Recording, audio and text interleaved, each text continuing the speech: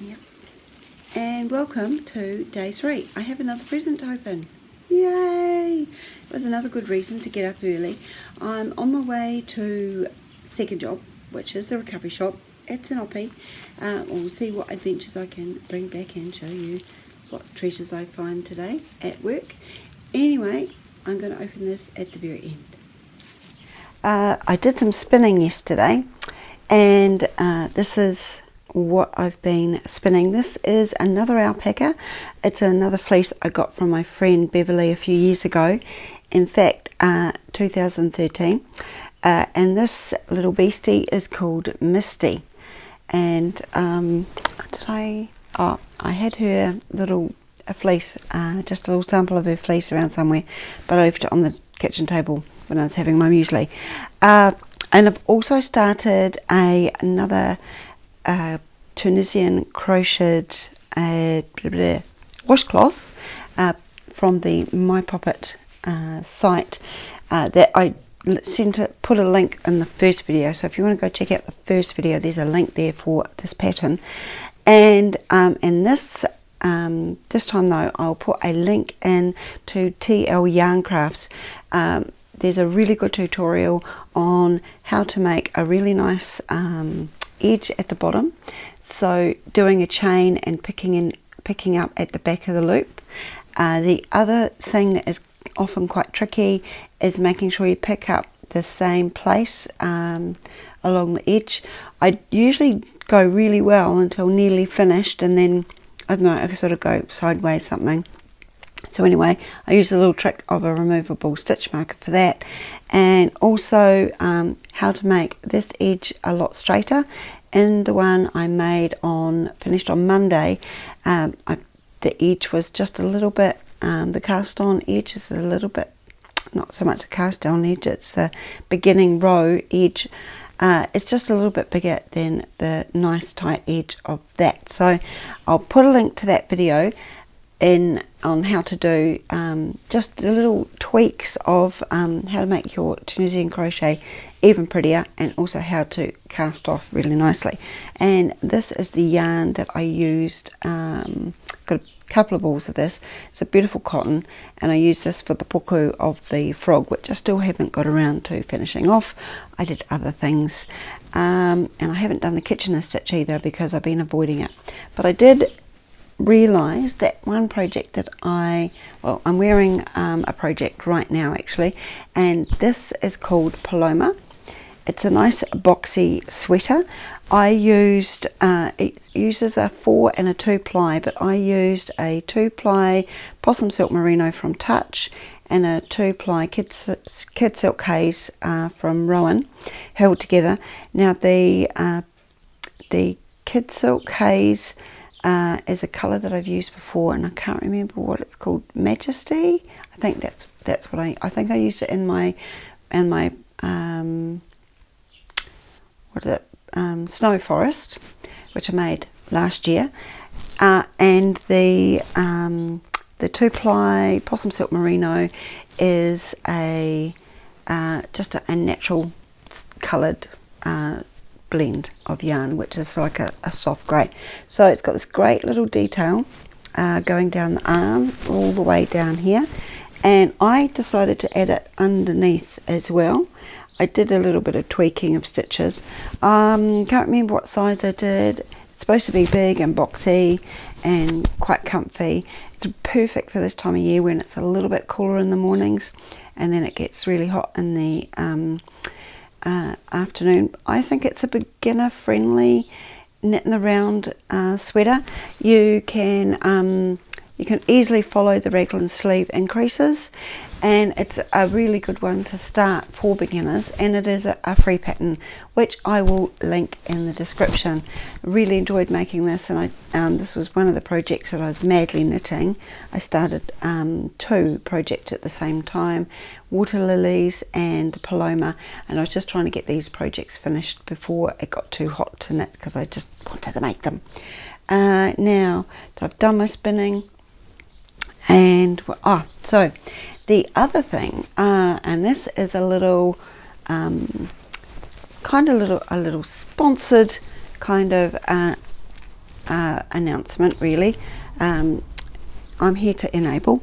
So Ellen Gickenback is a New Zealand fabric designer, and she has made this wonderful Birds of Aotearoa panel, and this is just 2 of the panels on the whole sheet. I will put a link in the description directly to New Zealand Fabrics and Yarn for this fabric. And on the inside, which is full of frog paraphernalia, I'll pour all of that out because I needed another project bag, because you can never have enough. This was I made this one for this sweater, and it was handy for the water lily sweater because it was a good size. But I'm turning it inside out so you can see what I've done on the inside. So these are this is another panel, Birds of Aotearoa, and I've just followed the natural lines in this panel. I thought it'd be really great for a pocket on the inside. I've used grunge fabric as well. So on this side I've got the lime grunge, and I've just made little pockets here, just following the natural lines of the panel. And I've used another grunge fabric on the outside just for this side, and on the other side. So the bag is actually reversible, except for the zip part, but if you don't mind not doing up the zip or doing the zip up back to front, you could use it this way as well. And this is another little panel here, and this is a backing fabric, which is great for backing quilts, also by Ellen Gickenback, that I thought would be perfect for the inside of the bag. I think the inside of the bag is just as important as the outside of the bag. And again, using some grunge fabrics, and I use some of the grunge fabric. I grabbed a fat quarter of the yellow, and I grabbed a fat quarter of the blue, and I think I might have got half a metre of the orange, because I had another project in mind which I used to just pad out the panels just a little bit, so the bag was just a little bit bigger. Ideal for sweater projects. And there goes my knitting needles that were in my pocket. So for the handle, I deconstructed a bag from the other work, doing some upcycling. So I just took that off an old bag that was beyond use, and I have a cotton tape on the inside with the orange fabric wrapped around it, and my daughter gave me a lanyard that had an actual tape measure on it, so I've stitched that onto the handle, because that's really handy just to be able to pull the handle out when I often can't remember where I put my tape measure, or it's at the bottom of the bag. I can just double check by pulling that out. So really handy project, and you can just throw it over your shoulder and take it anywhere. On the edge I have made a funny little thing from the bead shop, actually, in Birkenhead, Bedazzled. I'm often in there most times when I'm at work. Anyway, she's got these real cool little magnets, because as you know I love magnets, and they clip together, and put a little skull and some beads on there, and that is just so I can tighten my knitting needles on the go, because the way I twist my knitting, they often come undone. So that is another project that I did quite a few months ago, but it was a fun project to do, and very handy to have another project bag as always, and especially with New Zealand fabric, it is great. So go check out New Zealand Fabrics and Yarns New Zealand fabric selection. It's fantastic, and I really love Ellen Gickenback's designs. There's so many of her designs that we have, and panels. There's an Earthsea panel, and New Zealand birds and Australian birds as well.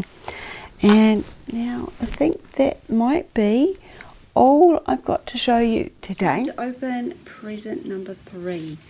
It's pretty exciting. It's nice waking up every morning knowing you've got a present to open, and sometimes it does take me a while to wake up. Anyway, got work today, and oh, it smells nice. I can have another nice smelling present. Anyway, What do we have on here? Ooh. Oh, it's a bath bomb. Cool. Beautiful. And it smells gorgeous. Nice. Oh, that's going to be nice. I'll probably chip it off and use it as a foot spa. Don't have a bath, and although the water tanks are overflowing at the moment, that situation could change very quickly. Anyway, that was day 3 and the cool little present that I got today.